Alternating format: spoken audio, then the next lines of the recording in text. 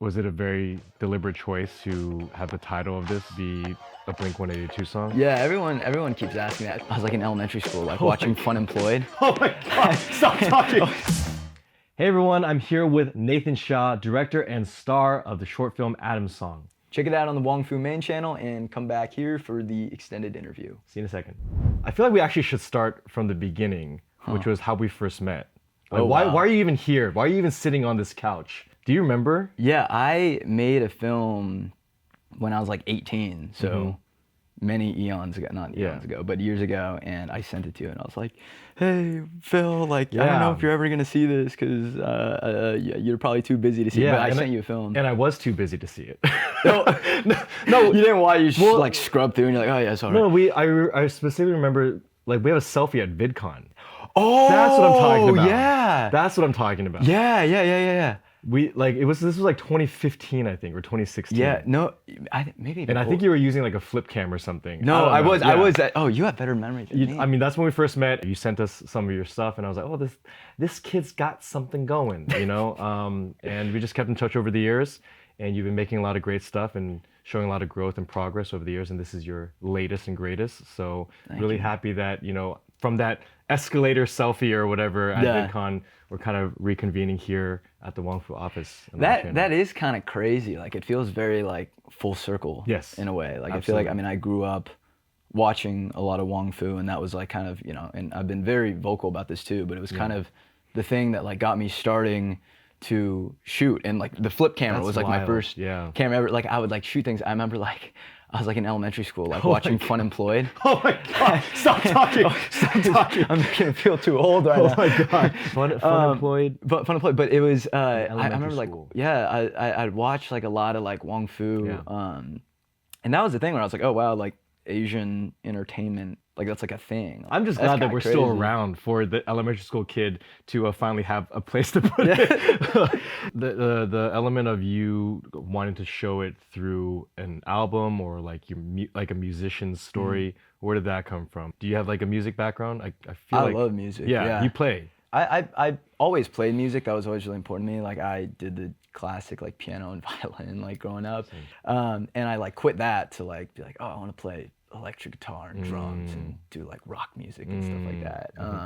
And then like over time, like I started putting out, actually with the release of this movie, I'm putting out more music too, and that's something that I'm trying to come back to. Got it. But that was like a cool like vessel to me. You know, music is this really interesting emotional communication, and it's kind of just I don't know, I feel like it's a way that like speaks to people and speaks to, you know, different relationships without explicit communication, which is kind of the way that in this film Edward communicates with his son Adam. As a musician who likes and is familiar with rock music, was it a very deliberate choice to have the title of this be a Blink-182 song? Yeah, everyone keeps asking that, especially since like a very famous Blink-182 song. Very famous song. Blink-182 song, and it's like it takes place in San Diego. Yeah. No. And I like people like people. Yeah, no one ever. Well, I like I came up with this title. Well, I mean, I came up with the title. Like, the character's always name was his name was always Adam. It was always gonna be Adam. It was always gonna be Adam because I like that name. Okay. And you know, Adam being like the first man, Sure. and whatnot. So now you're taking the Adam and Eve story. Okay. No, I'm taking everything. You're just taking everything. I mean, good artists steal. Good artists steal. But yeah, like, I mean, I was like, oh, this is kind of clever. It's like, this is about his song and his expression. And then people started asking, like, in pre-production, like, oh, is this Blink-182? Because it's a musician, it's in San Diego. Right. It's okay. Happy coincidence. Tom DeLonge, Mark Hoppus. Well, I mean, I'm basically just going through every bit and just asking, is this real? Is this real? Because there's another very explicit scene. So there's a patron that is making advances on you. Yeah. Clearly older than you too. Is that personal? Where did that come from? I gotta say, when I first watched it, I was like, whoa, I was not expecting that. That was an interesting thing. I felt like Adam was always, I mean, this film kind of explores like this idea of unconditional love versus conditional love, and the pursuit of conditional love. And like, she's almost like the antithesis of Edward in a way. Okay. Who is like Edward's more stoic and and cold and reserved, and it's like you know, he unconditionally loves his son, but because of that, he's harder on his son, and he's pushes him, and he cares more about him and whatnot. And Cindy, the bar patron, she has kind of conditional love for Adam, and she, you know, there's something that she wants, and she wants something from Adam as long as he's giving to her and whatnot. But you know, conditional love feels good. He's down on his luck, like no one really cares about him, but she like takes care of him, you know, and like so it's just this idea of like he's chasing that, but you know that conditional love, there's nothing there. It's empty. It's vacuous. There's one other dynamic in there that I feel like is definitely very personal to you, which was like the ex-girlfriend, new boyfriend checking in on you. I think, I mean, that, like, all these things, they're not necessarily hyper literal. I know. I guess, Just but kidding.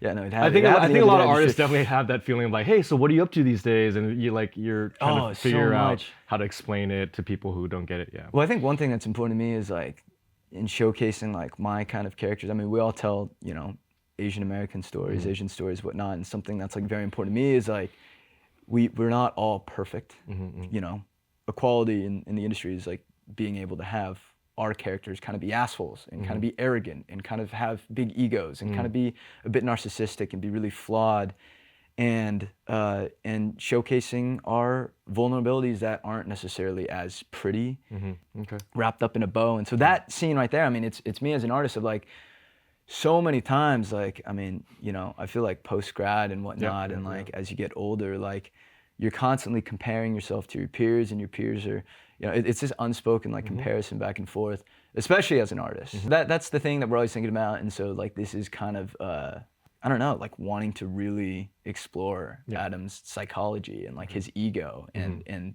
the way that he sees himself. And he wants to prove himself so badly to his father and so badly to his family, and that like the people closest to him, that he's going to succeed, that it like distracts him from the art. It distracts him from being able to focus on the craft. When did you shoot this?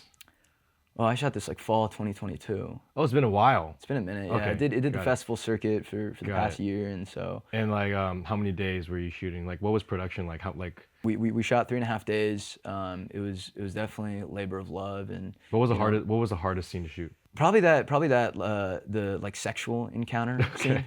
Sure. Because that was I mean, this was like I've like acted and directed and stuff concurrently before, but like this was the first time I was doing it like on a larger scale with like a bigger crew, and like and that was like the first scene of the first day that we had to shoot.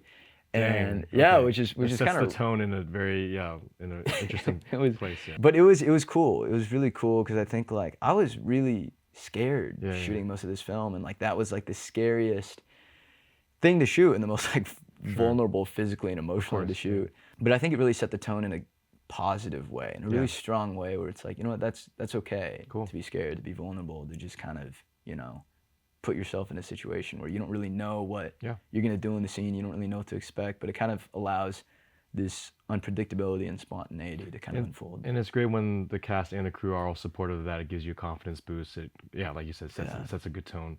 That was a big thing. Was, I mean, this cast and this crew, it felt like family on set. And a lot of people that, you know, the department heads and the crew and the people I was working with, like we've done, you know, tons of short films together, commercials, music videos, everything. And so when it came time to do this, like I originally wasn't gonna act and direct in it, but it felt like creatively the right choice. But I was really scared because I was like, I want to be behind camera. But having this team, this kind of like very familial environment, it like kind of gave me the strength of like, you know, and that's something that was, you know, was what made this possible, to be able to do multiple things. Was, you know, trusting this team that really, really had my back. What would you say is, for people watching, like the message or the takeaway that you hope people like, you know, leave with after watching this film? I want people to think about, and I like hate coming off as like preachy too. Like for me personally, that like I really wanted to infuse in this is, especially for, you know, second generation kids with immigrant parents, like talk with your parents and kind of try to think about things from their perspective, and, you know, be gracious to yourself, be gracious to them, and understand that, you know, that love, while it's not necessarily evident and very direct and visible sometimes, it's always there.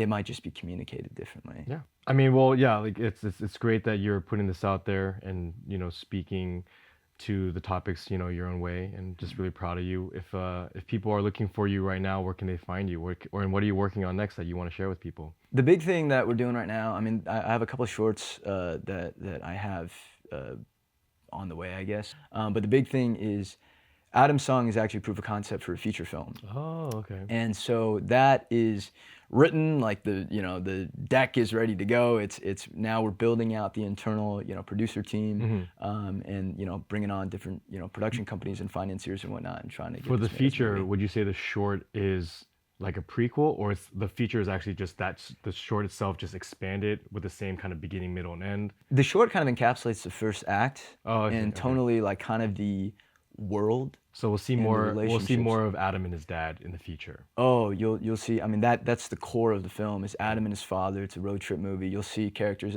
Maddie, Alyssa. Cool. You'll see a Cindy. You'll see a Marco. You'll see a lot of the characters that you saw in the short. chopped Starring out. you as well, the feature.